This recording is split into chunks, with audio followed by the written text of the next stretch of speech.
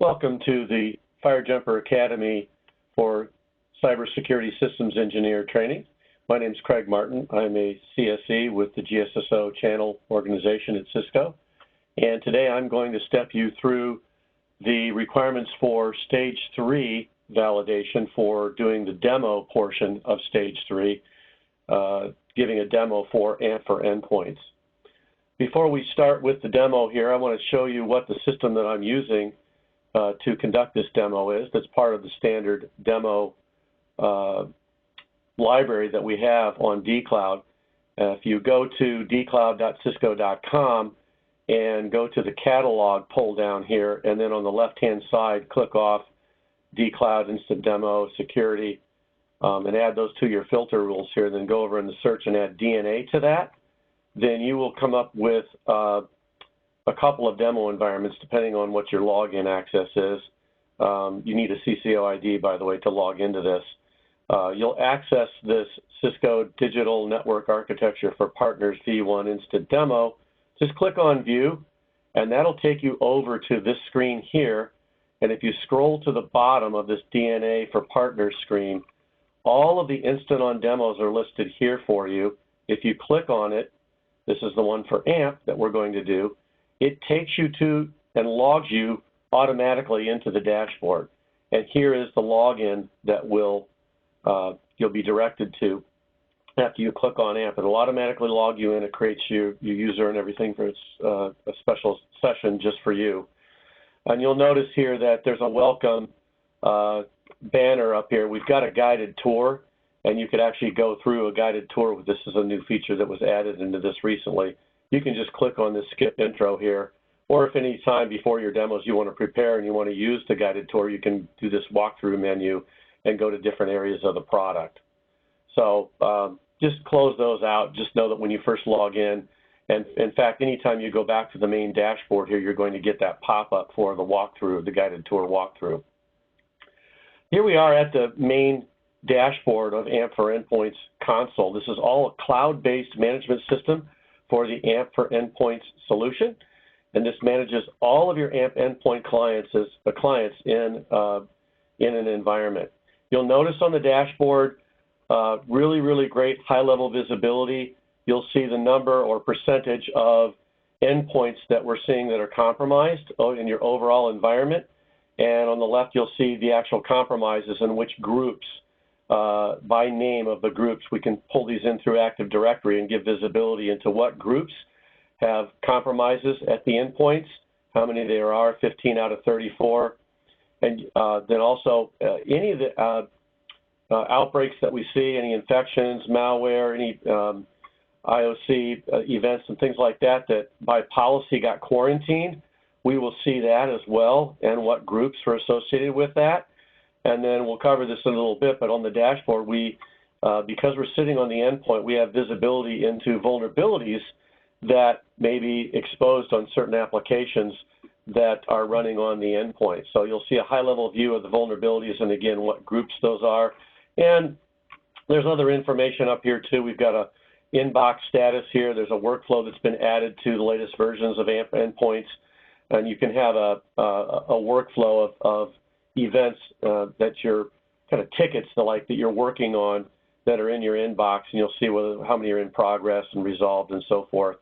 The other thing that's really nice about the product is this is integrated with cognitive threat analytics, where we can take proxy logs from any WC3 compliant proxy device and give visibility to endpoints that don't necessarily have, or machines that don't necessarily have AMP running on that endpoint, and we can derive really deep security information from the proxy log data that we've analyzed with the cognitive threat analytics tool. That's all integrated. It's provided at no charge with your AMP endpoint console, and you can see kind of the different DEF-CON level stages that are up here. All these are clickable, and you can drill down on that. You also have timelines to see what the trends are on these various categories, the compromises, the quarantines. So it's kind of nice to see, is this something that just popped up, or is this something that's been happening for quite a while? Artifacts that are part of those compromises, the event types or categories that are part of them, and various other information and statistics at a high level about your deployment. There are other views that are available here from the dashboard as well. We have the traditional overview tab, which goes in and kind of provides a top-end level of statistics showing you how many machines, the names of the machines, the top-end machines by name here that we've detected through our behavior analysis that we think are compromised. And so you can scroll down through those. These are all clickable. You can drill down onto them. You have top end of information on hosts that are detecting malware over the last week, top malware threats by name, ones that are recent that have come into the organization, ones by network threat, and to top ends by the network side over here. So it works from IOCs to hosts to then network-based threats. Those are all shown here on this overview tab. So it's a nice, another high-level view to see what's happening in your environment from a different perspective. Depending upon your role in the administration, you may use these dashboards in different ways, and you may want to have a different view that is your kind of go-to screen. One of the top questions that customers want to know is, how do I get the AMP client on an endpoint? And that's over here on the management. If you go to management and click on download connector, it's very, very simple and easy to get the AMP client on an endpoint. You have various options right here. You can select the different groups. These can be by Active Directory names. You can create your own groups by name. If I click here on all of the end users across my entire domain, then whether it's a Windows, Mac, Android, Linux endpoint, whatever the operating system is across all of my end users, I'm going to see that here. And there's a couple of different ways that you can distribute the AMP client. You can actually give a URL and copy that, send that out in an email, or you can download the actual distributable file. That'll download, show up in your downloads folder. Over here, it's ptools NSI. It's a Windows installer package. What's nice about that is then you can use that installer package to then use that with any desktop management system, Altiris, etc., and push that out to the endpoints themselves, or the machines themselves, and get AMP for endpoint deployed on each machine. So very simple, very easy to do that. Some other options over here in management for security admins.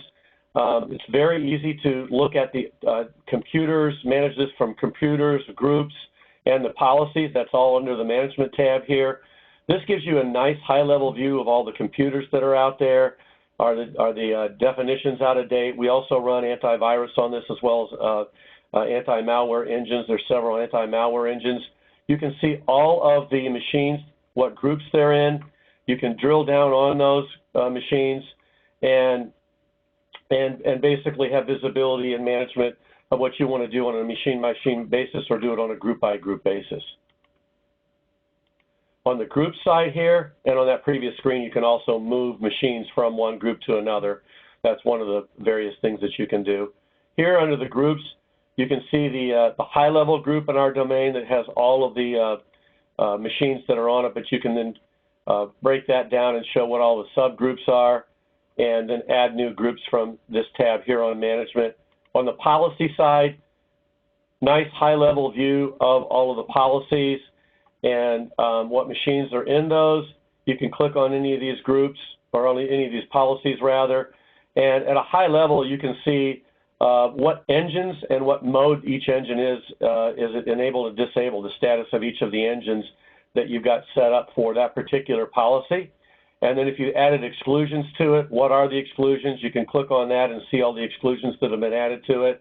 If there's a proxy associated with that, what the configuration is, what groups that this policy is associated with, high-level groups, multiple groups, etc.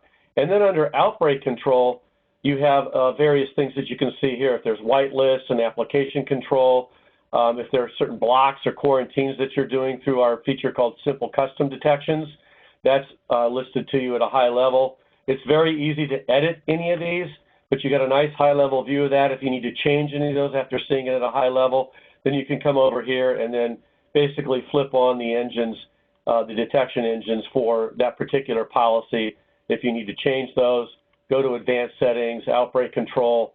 Lots of things that you can do here on the advanced settings for the particular engines, running scans, how you want the behavior to look on the client side. So there's all this great information that you have at your fingertips as an admin to manage the computers, the groups, and the policies themselves. Now, if you're talking about using this product for security investigation, which is really the primary thing that we are adding value to customers here, providing visibility into what's happening on the network, there's several ways to do that. Obviously, we started on the dashboard. You can drill down on particular events right from the dashboard. And another way to do it is just go to the Analysis tab, and you can filter and go to very specific things under the Analysis tab. So one of the top ways to do this is to go to Analysis and Indicators of, sorry, not Indicators of Compromise, go to Analysis Events, and then under the Events here, filter by IOCs. That's what I meant to say. If we select Indications of Compromise as a filter item, we can look at all of the events that we've correlated together from events that we've logged on the various endpoints that indicate that there's a compromise on that endpoint.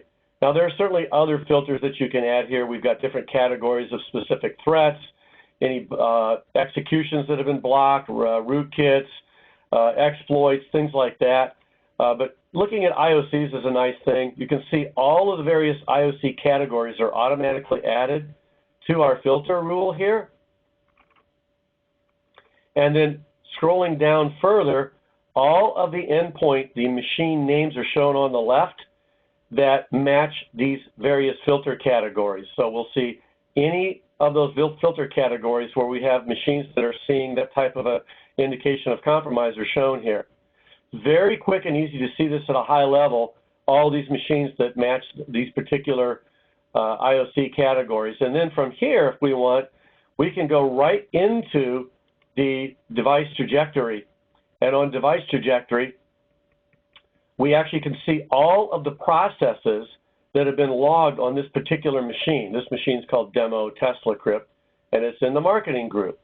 And what's nice about this is the visualization of AMP for endpoints immediately shows you with a yellow bar the events that have been correlated together that work up to what we think after our analysis is indicative of this machine being compromised. And we'll give you a high-level explanation of that, what the process of the file name is, and the fingerprint of that process or file is shown here. And you can right-click on that and do various things. You can get a virus total report. You could copy the SHA. Or if you want, you can go right under here under simple detection and block that piece of, or block that file. And at that point, by policy, all AMP endpoints can have that file quarantined and blocked locally. You can make a whitelist and so forth on it. So it's very easy to see what's happening on a machine by IOC, and then quickly jump to an intervention or a quarantine on that by doing that. Now, you may want to look at this a little bit further to understand the behavior of it. We have a nice kind of traffic signal light type identification visually here. When there's good processes and files and things, those are typically shown in green. Ones that are black are unknown. Anything that's in red has been noted as an IOC or something that's bad. And you can see down here the legend of icons to show exactly the explanation of what's happening here. If it was executed, opened, it was moved, or making an outbound connection. All this is shown in a timeline, and you can drill down into each one of these and see what the file name is and which process was it executed by. Here we have a known really good process, a common one, Explorer.exe. Other ones, typical ones that are on a Windows like SVC hosts and whatnot. Hackers will utilize known good processes to drop files and execute files and move them throughout the file system, the registry, etc. All that's being logged and tracked by AMP for endpoints and then visually displayed here under the file trajectory screen or device trajectory screen. Very, very powerful visualization, very easy to pivot on this and quickly see what's happened. So the time to value of this is really, really high. Moving back over on the dashboard, the other question that you might have is, okay, we saw that this piece of malware was on this Tesla Crypt machine. Is that piece of malware running on other machines? What's the scope of this? Is it been propagated to other machines? That's quickly answered by this file trajectory screen from our event IOC page that we were previously on. Clicking on that, we can now see all of the machines that may have had this piece of malware. Now, fortunately for this customer's network, we only have that same machine, the Tesla Crypt demo machine. But if there were other machines that this same piece of malware had propagated to and it was resident on, we would see that in this trajectory column over here. We would have the group that it's associated with and the other machine all listed in chronological order here. So you can see from this who is patient 0 and then all the other machines that are below it, the chronology of which other ones that piece of malware got propagated to. So it's very, very important and powerful to see the patient 0 and the propagation so that you can understand the scope of the attack and then begin to contain it. Now, if we go back to our dashboard, we can drill down further into this piece of malware and look at the actual detection. You can see, again, the fingerprint, or what we call a SHA, hash value fingerprint of that piece of malware. And again, you can right-click on this after we've looked at the file and the device trajectory. We've determined, yeah, this is really, really bad. Again, you can come back over here and just do a simple custom detection and say, let's block that. Or maybe before you do that, you want to do some more investigation and look at more detailed artifacts and information that we've gathered up in our sandboxing solution called ThreatGrid. And you'll see under the report button here, if you hover over that, you'll see all the artifacts and the score of each artifact, the severity and the confidence level. And by clicking on that report, you can quickly pivot over to all of those artifacts that are part of what we've stored up in our library in the ThreatGrid cloud in this analysis report. You can look at a video of it. You can download the PCAP file if you want to import that into a sniffer type tool and look at the actual packets. You can download all the artifacts.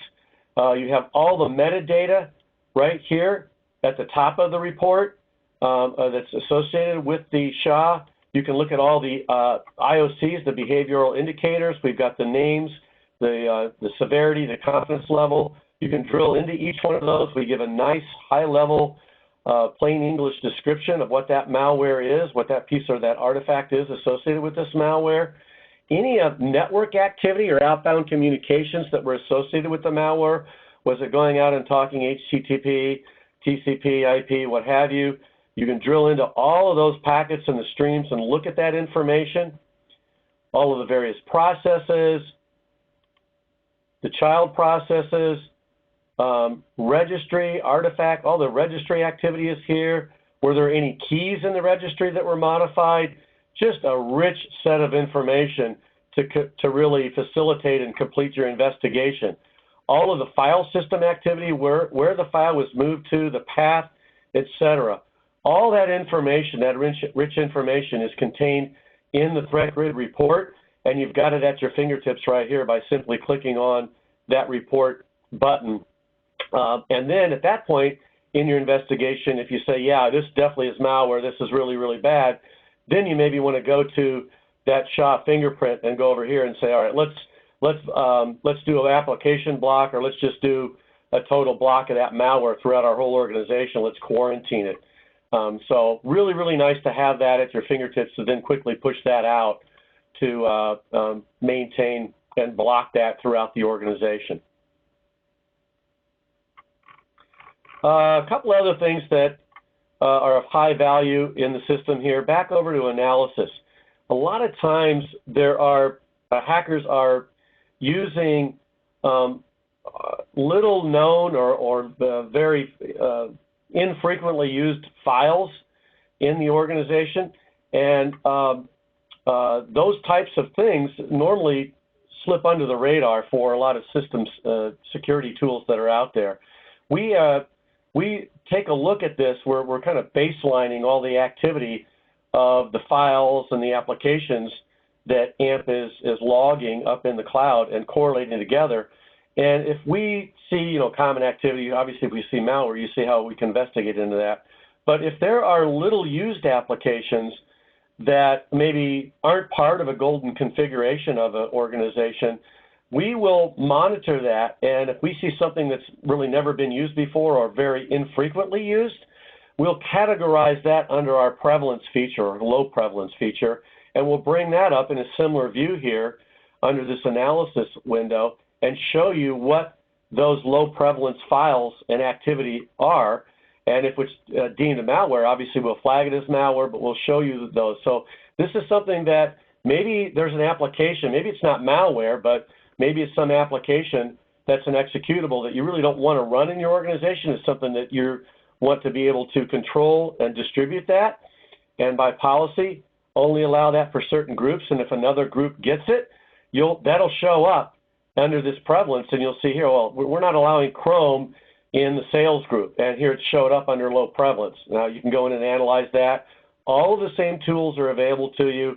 You can launch the device trajectory, the file trajectory. You can, if it's malware associated with it, you can pull up the threat grid report and then easily click on that and pivot over to the same level of investigation flow that I just went through on the malware. So this is a really, really nice, powerful feature to show activity of low prevalence files and applications that are running in your organization that may or may not be approved, and they might be being used by hackers to compromise your organization. Another nice feature here under analysis is vulnerable software. Since we're sitting on the endpoint, we have the ability to see the applications that are running and then do an analysis of any vulnerabilities that would exist in that application. We saw that on the dashboard. We'll show you the vulnerabilities at a high level on the dashboard. But here under analysis vulnerable software, we can drill into this more specifically, and we can see here for the Adobe Flash Player, we've got 62 severe vulnerabilities. You can click on this, see exactly what the vulnerability is, the vulnerability score, drill down into that. That takes us over to a page where if you need to see more information about that vulnerability, that's right here at your fingertips. It pivots over to that, and you've got a lot of nice information and where this is all observed and what groups, when it was last observed. And then again, where are there other machines in the organization that have this vulnerability on them? So quickly clicking on the device trajectory, we can kind of see other machines and what groups that may or may not be associated with this vulnerability.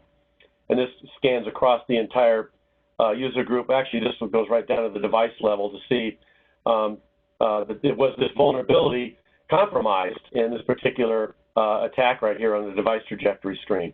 But you can use file trajectory in the same way to see whether those vulnerabilities exist across other machines in your organization. And that concludes our AMP for Endpoints demo. Thank you for your time.